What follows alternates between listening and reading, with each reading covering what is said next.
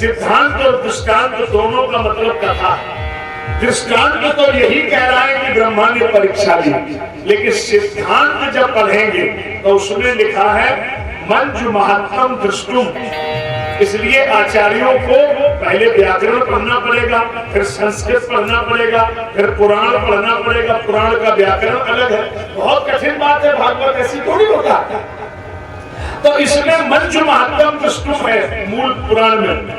मतलब ब्रह्मा ने ये नाटक इसलिए किया, संसार ये समझ ले कि उस मालिक को सृष्टि चलाने में, बनाने में किसी ब्रह्मा के सहयोग की जरूरत नहीं है। अकेले निर्माण कर सकता है, अकेले पालन भी कर सकता है। एक तो ये उसका भाव, और दूसरा अर्थ ये लोग ये समझ लें कि जो तीन रूपों में समझते हैं वो तीन नहीं है। ब्रह्मा विष्णु सदा शिव जानन अविवेका प्रणवाक्षर के मध्य यह तीनों एका। ओम जय शिव।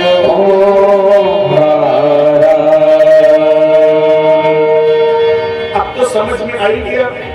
आपको अनेक लगता है, हर देश में तू, हर भेष में तू, तेरे नामों अनेक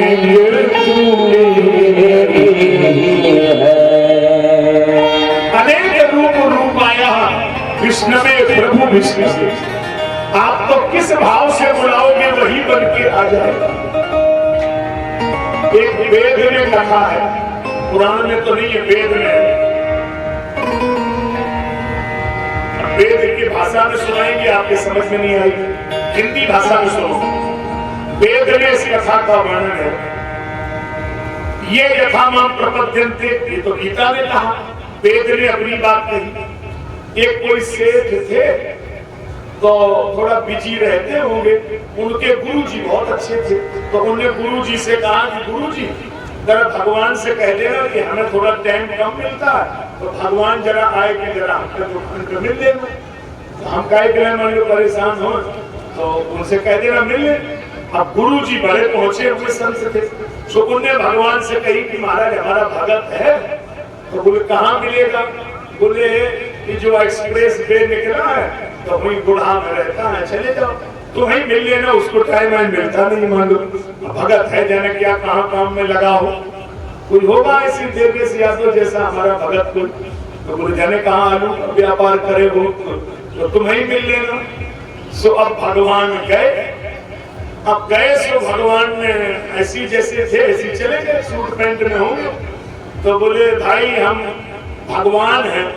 अरे बोले भगवान को सूट पैंट पहनते देखो, जाओ जाओ भगवान, ये तो टाइम नहीं है। भगवान खड़े रहे, उसने हमको राम राम नहीं करी, लौट आए। भगवान ने गुरु जी से कही जब हम गए थे और उसने हमसे राम राम नहीं करी। तो बोले महाराज आपकी गलती है, मान लो भगवान तो सूट पैंट में जाते हैं, भेष बनाए जाओ सही से। बोले आओ आपकी नाम माने जो साधु महात्मा बन के गए। बोले ए भैया भगत जी, सेठ जी, हम भगवान हैं। सो उसने ऊपर नीचे देखा, बोले एक बात बता, आजकल ये जितने बाबा हैं सब अपने को भगवान ही समझते हैं। होश में रहो का घरे जाओ, हाँ भंडारा खाओ तो चले जाओ, सती माता चलो भंडारा खाओ घरे निकल लो। तो फिर भगवान से कुछ नहीं कहा। फिर भगवान ने कहा कि देखो हम 2 बार जा चुके, वो हमें भगवान मानते ही नहीं। तो बोले तो अब तुम भगवान बन के काहे नहीं जाते हो? बोले तो चलो भाई ये भी कर ले। सो अब उन्होंने ठाकुर जी बन गए। सो मुकुट बांध लिया, मुरली और महाराज है मोर मुकुट कर काछनी कर मुरली अरुमाल, सब बढ़िया कपड़ा पहने और बढ़िया पायल आयल पहनी और चमक चमक और पहुंच गए। सो बोले सेठ जी हाँ हम वृंदावन से आए हैं, ठाकुर जी हैं भगवान। हाँ बोले ठीक है, दुकानदारी का टाइम है, सवेरे शाम आया करो, दिन में काय के लिए आए? अरे हम ठाकुर जी भगवान है। अरे भैया हमने देख लो कौन कंपनी के हो, हरगोविंद की राम स्वरूप कौन वाले में रहा तो अब अक्टूबर में आओ करा दे रासलीला। ये लोग माने फिर नहीं मानो भगवान। तो हम ये क्यों समझा रहे हैं? इसलिए कि जिसके मन में जो मूर्ति बसी है वो उसी को मानेगा। इसलिए आप भी, अगर आपको अपने गांव वाले बिहारी जी में ही सब कुछ मिलता है तो सारी दुनिया में चले जाओ और कहीं नहीं मिलेगा, यही मिलेगा। और जिनका मन भाव अच्छा है वो अपने घर में भी प्रकट कर सकते हैं। प्रेम के प्रकट हो ही मैं जाना, हरि व्यापक सर्वत्र समाना। अनेक रूप रूपाया विष्णवे प्रभु विष्णवे। अब भगवान ने गेंद का खेल खेला, कपड़ा की गेंद और फेंक के मारी। अब कपड़े की तो होती नहीं है आजकल वो होती नहीं। हम लोगों ने खेली बचपन में। आपके गांव में क्या बोलते थे? तड़ी मार, वो फेंक के मारते थे ना, कपड़ा की होती और खेलते थे। अब तो बंद ही हो गई सब, हो अब तो लड़ाई होने लगे। पहले और अब में कितना अंतर आया। कभी कभी मेरा दिमाग घूमता है तो मुझे लगता है कि हम कहां से कहां आ गए। एक वो जमाना था जब हम लोग गांव में रहते थे, गांव में खेलते थे। 20 रुपए की गेंद आती थी। 20 रुपया की गेंद को चंदा करने में 20 बच्चे 1-1 रुपया देते थे। 20 रुपए की गेंद आती थी। लेकिन आज मुझे कहने में दुख हो रहा है कि आज रुपया तो एक ही दे रहा है, लेकिन खेलने के लिए 20 बच्चे नहीं मिल रहे हैं, क्योंकि प्रेम खत्म हो गया। पहले खेलने वाले थे, पैसा पैसा थोड़ा थोड़ा था, लेकिन भाव बहुत था। अब भाव खत्म हो गया। एक ऐसी घोषणा कर रहा हूँ, इस बूढ़ा गांव में पलटूंगा नहीं, मैं ब्राह्मण हूँ, पक्की कह रहा हूँ। आज के 10 साल के बाद कोई बच्चे होंगे जो मौसी कहेंगे। आज के 10 साल बाद कोई चाचा कहेगा, कोई बुआ कहेगा। बंद हो जाएगा 10 साल बाद। आप कहेंगे ऐसी घोषणा कर रहे हो? बिल्कुल पक्का। क्यों नहीं कहेगा मौसी? अरे मौसी कहेगा तब जब मौसी होगी ना, दूसरी बहन होगी तभी तो मौसी कहेगा। जब किसी के घर में दूसरी बेटी होगी नहीं तो मौसी कहेगा किससे? बुआ तो तब कहेगा जब कोई दूसरी बहन घर में हो, तब तो बुआ कहेगा। जब अकेले ही रहेगा तो उसके घर में बुआ आएगी कैसे? ताऊ चाचा तो तब बनेंगे जब दूसरा कोई भाई और होगा। जब दूसरा भाई जन्मेगा ही नहीं तो न ताऊ के रिश्ते होंगे, न चाचा के, न बुआ के, न मौसी के। आज सब खत्म होता चला जा रहा। यही तो कलिकाल है। केवल आप नहीं खत्म हो रहे हैं, सारे रिश्ते खत्म होते चले जा रहे हैं। हम लोग सीमित होते चले जा रहे हैं। उदारता खत्म हो। धारा, जल्दी जल्दी बोलो। धारा धारा धारा धारा। देखो क्या बना, समझ लो नाम उन्हीं का है सब जगह। धारा सब उसी नाम में लगे हैं। हमारो मन राधा राधा राधा राधा राधा परमो धन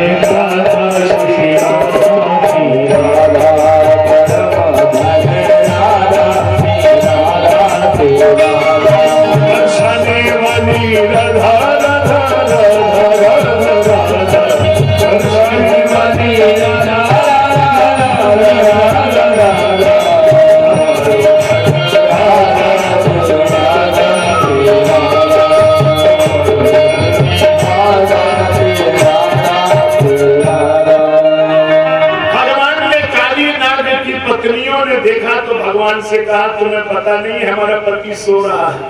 अब वो अगर जग गया तो गड़बड़ हो जाएगा। बोले हम उसको जगाने ही आए हैं। जब कोई जीव अहंकार में इतना विषय के विष में भर गया हो तो उसको भगवान हृदय रूपी यमुना में कूद करके उसके विषय का विष निकालने का काम करते हैं।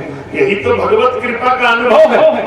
भगवान ने कहा तुम्हारा पति सो क्यों रहा है? हम जगाने आए हैं। जीवन सोने का नाम नहीं है। उत्कृष्ट जागृत प्राप्त निबोधक, उठो जागो, अभीष्ट की तरफ लक्ष्य करो। वेद ने कहा जीवन जागने का नाम है। गीता ने कहा यह निशा सर्वभूतानां तस्याम जागृत संयमी। सब सोते हैं, संयमी जगता है। एक दिन मैं लेटे लेटे सुन रहा था, यहीं पर कोई माई गा रही थी। यद्यपि वो माई अपनी भाषा में गा रही थी, लेकिन सुना हमने कह रही थी कौन जगता है कौन सोता है, शायद परमारथी प्रपंच संसार के प्रपंच से दूर हो जाए तब न जागने का नाम होगा। तो भगवान ने काली नाग का नंथन कर दिया और नाग नथैया हो गए। बोलो कृष्ण भगवान की जय। अब एक लीला और सुन लो, फिर सीधा गिरिराज पूजा होगी। कल भगवान की शादी तक चर्चा होगी। कल सबसे महत्वपूर्ण जो अंग है, अगर आप इतने भाव से सुनेंगे तो हम जरूर सुनाएंगे। कल रास लीला होगी, वो सबसे पहले ही सुनाएंगे। पहले रास महारास, फिर कंसवध, फिर रुक्मिणी का विवाह। कल यहीं तक चर्चा होगी और परसों हम आपसे इजाजत लेंगे। हमको कन्नौज पहुंचना होगा। कन्नौज में कथा प्रारंभ हो जाएगी परसों। तो रोज का हमारा क्रम है। इसी तरह आपकी सेवा में आ गए हैं और आपके बीच 2 दिन रहेंगे। अभी पहले ये बात सुन लो, ये सबसे महत्वपूर्ण लीला है और आप उन लोगों को भी जरूर बताएं जो लोग कथा करने आते हैं और पुराण तो पढ़ते नहीं है और वो क्या क्या इसमें जोड़ देते हैं, उनको नहीं जोड़ना चाहिए। समाज में गलत संदेश चलता है। भगवान ने गोपियों का चीर क्यों चुराया, इस पर आप सुनिए ध्यान से, पुराण क्या कह रहा है। हे वंदे प्रथमे मासी नंद व्रज कुमारी का चेरूर हविष्य भुंजानम कात्यायनी अर्चना व्रतम। हेमंत ऋतु का पहला महीना है। कौन सा महीना होगा हेमंत का पहला? कार्तिक। अब आजकल तो ऋतुओं का भी ज्ञान नहीं रहा, तो जनवरी फरवरी याद रहता। कार्तिक में हेमंत ऋतु का पहला महीना माना जाएगा। कार्तिक मास में नंद व्रज कुमारिका, नंदस ब्रजस कुमारिका, नंद अब्रज, नंदस ब्रजस, नंद के ब्रजमंडल की कुमारिका। अल्पार्थिक प्रयोग है। व्याकरण की दृष्टि से कुमारिका का मतलब अल्पार्थिक। 5 से 7 वर्ष की उम्र थी भगवान कन्हैया की और गोपियां 6 वर्ष की। 6 वर्ष में ये लीला हुई। अब आप बताओ 6-7 वर्ष के लड़का लड़की में इस कलयुग में जब काम भाव नहीं है तो द्वापर में तो हो ही नहीं सकता। तो वहां लीला में काम का तो भाव ही नहीं। अब भाव क्या है वो आप समझना चाहते हैं तो समझिए। नंद ब्रज कुमारी का अल्पार्थिक 5 से 6 वर्ष की गोपियां हैं। ज्योतिष शास्त्र में कन्या की उम्र का वर्णन आया। ज्योतिष ने क्या लिखा? 8 वर्षा भवेत गौरी, 9 वर्षा च रोहिणी, 10 वर्षा भवेत कन्या, अथ अर्धम रजस्वला। 8 वर्ष की गौरी, 9 वर्ष की रोहिणी, 10 वर्ष की कन्या और 10 से ऊपर हो जाए तो अर्धम रजस्वला, आधा स्वरूप स्त्री का मान्य है। लड़की की उम्र 18-20 वर्ष है तो फिर उसमें 8वीं 12वीं बृहस्पति नहीं माना जाएगा दोस्त। यद्यपि हमारा जो उत्तर भारत का कल्चर है, हमने शादी होने तक उसको कन्या माना, लेकिन ये पूरे भारत में और कहीं नहीं है।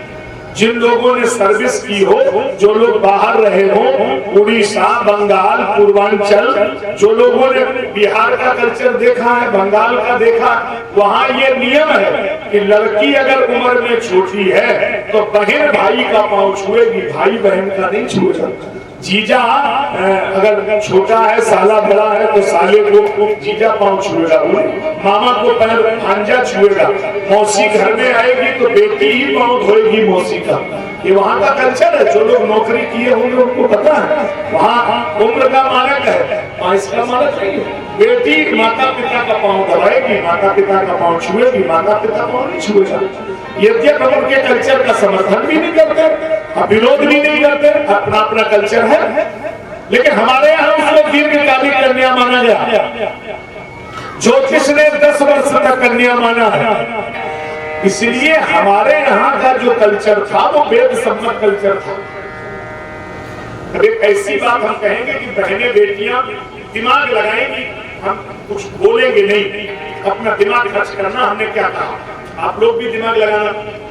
हमारे यहाँ विवाह में एक ऐसी रस्म होती है, अब तो रस्म माना जाएगा, अभी भी होती है, किसी ब्राह्मण का, क्षत्रिय का, यादव का सिंदूर नहीं लिया जाता। सिंदूर बेटी को देना है तो पहला सिंदूर धोबन देती है। धोबन क्या सिंदूर, ये हमारे यहाँ का प्रथा है, धोबन सिंदूर देती है। मानक देखिए वेद का, उस जमाने में ये कल्चर था, धोबन सिंदूर देती थी। मैंने इस पर बड़ा बहस किया, बहुत कुछ पढ़ा, फिर मेरे समझ में अर्थ आया कि विवाह के समय धोबन को बुलाया जाता था। बेटी को सिंदूर का दान पहले धोबन करेगी। क्यों करेगी? उस जमाने में घरों में कपड़े नहीं धोए जाते थे, पुरुषों के कपड़े धोबी धोता था, महिलाओं के कपड़े धोबन धोती थी। तो उस धोबन को इसलिए प्रमाण के लिए बुलाया जाता था कि धोबन उसी बेटी को सिंदूर देती थी जिसके बारे में जानती थी कि ये उम्र से कन्या है। यदि उस उम्र से आगे निकल गई तो धोबन सिंदूर नहीं देती थी, वो उसका प्रमाण देती थी। अब इशारा मैंने किया, इससे ज्यादा नहीं कह सकता हूँ स्पीच पे, आप समझ गए होंगे। वो इसको प्रमाणित करती थी कि इसकी उम्र कन्या से ज्यादा नहीं है, ये उसका प्रमाण था। अब तो केवल औपचारिकता है, लेकिन उस समय प्रमाण था। ये हमारे कल्चर थे, हमारे यहाँ का नियम थे। उस समय 12 वर्ष के ऊपर कन्या नहीं माना गया। ऐसी तमाम यहाँ माताएं बैठी हैं जो 12 साल में उनके विवाह हो गए, यहाँ भी बैठी है। 10-5 तो बूढ़ी माताएं हैं। उस जमाने में 12-15 में 10 शादी हो ही जाती थी, ये सब नियम था। यद्यपि हम उस कल्चर का समर्थन भी नहीं करते, शास्त्र का विरोध भी नहीं करते, लेकिन वर्तमान काल की व्यवस्था पर हम चर्चा करते हैं। हम वर्तमान में जीना चाहते हैं और आज हम इस व्यासपीठ पर घोषणा कर रहे हैं और आप लोगों से निवेदन कर रहे हैं कि शास्त्र ने जो कहा वो ठीक है, लेकिन इस युग में परम आवश्यकता है कि हम सबको मिल करके ये निर्णय लेना पड़ेगा कि जब तक बेटी पढ़ेगी नहीं तब तक शादी की बात करेंगे नहीं तो ये संसार कहाँ जाएगा, बेटी के जीवन में अंधेरा हो जाएगा। तो आज बेटी को पढ़ाना परम आवश्यक है। इसलिए हम सब लोग सरकार के इस निर्णय का समर्थन करते हैं कि बेटी की उम्र 21 वर्ष जरूर होनी चाहिए, क्योंकि वो पढ़ेगी नहीं तो बच्चों को क्या पढ़ाएगी, कल अपने बच्चों को क्या संस्कार देगी। आज बेटी CBSE बोर्ड में एक क्लास का होमवर्क नहीं करा सकते हम लोग, इतना कठिन हो गया है आज का जो सिलेबस है। तो आप उसमें चिंतन करें, बेटियों के लिए कोई पाबंदी नहीं होनी चाहिए। जो भी बेटियां पढ़ना चाहती हैं उनको पढ़ने का अवसर मिलना चाहिए। कि हम बहुत हमें प्रसन्नता है, आज हमें ये जुगल किशोर जी बता रहे थे, ये बुढ़ा ऐसा पहला गांव है जहां 1962 में यहाँ कन्या विद्यालय बना था। मैं ठीक कह रहा हूँ, 1962। सोचो ये कितना बेटी की शिक्षा के लिए कितना बड़ा कदम होगा। जहाँ 62 में जहाँ प्राइमरी विद्यालय नहीं थे पढ़ने के लिए सब जगह, तब इस गांव में कन्या विद्यालय था और आज तो शायद कई विद्यालय गांव में चल रहे हैं। तो हम सबसे प्रार्थना करते हैं कि आप बेटे को भी पढ़ाइए और बेटी को भी पढ़ाइए। बेटी अगर पढ़ेगी तो इस राष्ट्र की भाग्य विधाता बनेगी, आपको कुछ करने की जरूरत नहीं है। बेटी को अपने पैरों पे खड़ा होने की पूरी आजादी होनी चाहिए। हम इसके पक्ष में हैं, क्योंकि बेटी बेटे से कहीं कम नहीं है। आज बेटियां नाम कर रही हैं, क्या बात है, तो हम उसके प्रति पूर्ण रूप से सहमत हैं। आइए, उन बेटियों ने कात्यायनी माता का व्रत किया जिनके घर में बेटियां हैं, सयानी हैं, अब विवाह नहीं हो पा रहा है। आप इस मंत्र को याद करिए और अनुष्ठान के विधि से करिए तो ये बेटी का विवाह होगा, अच्छे घर में होगा। मंत्र सुन लीजिए। कात्यायनी महामाये महायोगिनी नभीश्वरी नंद गोप सुतम देवी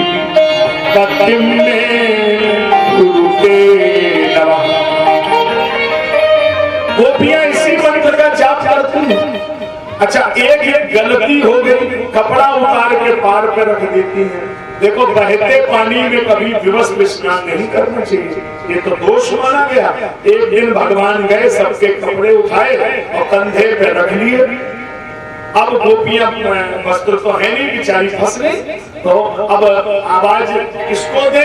तो आशीद मगना कंठा, गले तक जल में डूबी खड़ी है और कहीं कपड़े दिख नहीं रहे हैं। भगवान श्याम सुंदर बांसुरी बजा रहे हैं।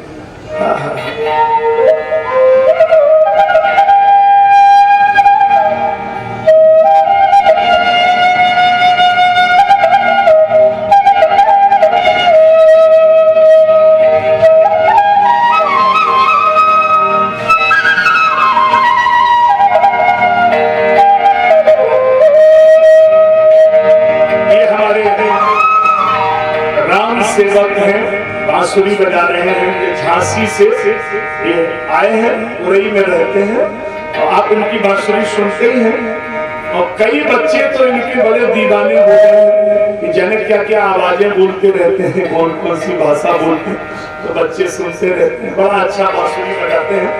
और हम आपको वचन तो नहीं दे रहे हैं, अगर समय मिल गया तो आज हम कोशिश करेंगे या कल कोशिश करेंगे, ये आपको एक नई चीज दिखाएंगे जो भारत में कोई और नहीं दिखा सकता। बांसुरी को मुंह से तो हम लोग बजा नहीं सकते, और ये आपको नाक से बजा के दिखा देंगे। अजीब बात है, नाक से कैसे बजेगी आपको दिखवाएंगे। समय लगा तो मैं दिखवा दूंगा। अभी तो ये बात हम पूरी कर रहे हैं, पहले जल्दी से सुन लो।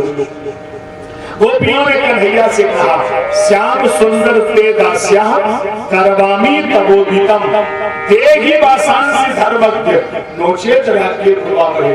हमारे कपड़े दे दो, हम तुम्हारी दासी हैं, हमने तुम्हें अपना प्रियतम माना है। भगवान बोले, भवत्यो यदि वेदास्या बहुतम व्रत करिष्यथा अत्रागत, जब तुम हमें अपना प्रियतम मानती हो तो अत्रागत अत्र आगत हमारे पास चली आओ, अपने अपने कपड़े ले जाओ। प्रतिक्षंतु सुचिस्मिता, जहाँ प्रेम का बंधन हो चुका है वहाँ पर ये सब मर्यादा नहीं है, वहाँ तो कोई बात ही नहीं है। इसका अर्थ समझ में आया कि नहीं आपको? शरीर को आप किसको कपड़ा समझते हैं? ये कपड़ा नहीं है। परमात्मा को यदि पति बनाना है तो ये शरीर भी कपड़ा है। और वासना के आवरण से जब बुद्धि ढक जाएगी तो बुद्धि परमात्मा का वर्णन नहीं कर सकती। परमात्मा को पति बनाना है तो वासना का वस्त्र हटाना ही पड़ेगा। ये उस कथा का भाव है। देखो, तुम्हारे शरीर का कुआं बुरा नहीं है। शरीर के कुएं में जब वासना का कुत्ता गिर जाता है तो दुर्गंध आती है। और जब कोई महात्मा सत्संग के कांटे से, विवेक की रस्सी से तुम्हारे वासना का कुत्ता निकाल देता है तो तुम्हारा शरीर वो वासना के योग्य हो जाता है। तो वहाँ बात वासना की है, कपड़े की नहीं है। तो आप उसको कपड़ा समझते हैं, ये ठीक नहीं है। चीर चुराए दियो वरदान कि शरद की रैन में रास करो।